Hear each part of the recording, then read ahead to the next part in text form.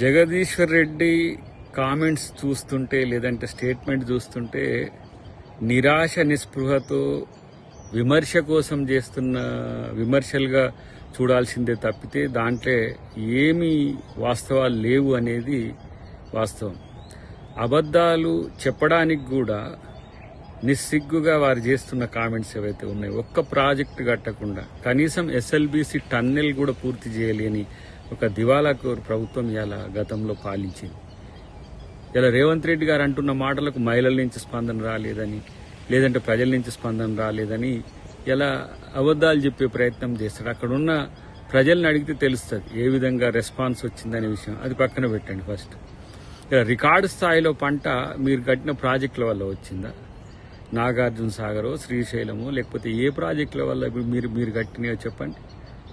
కాబట్టి మీ యొక్క అస్తిత్వం కోల్పోతున్న క్రమంలో ఏదో కేసీఆర్ను మెప్పించడానికో, లేకపోతే మిమ్మల్ని తిట్టినందుకు ఏదో దాన్ని నేను ఉన్నా అని చెప్పుకోవడానికి తప్పితే దాంట్లో ఏముంది మీ ప్రెస్ మీట్లో?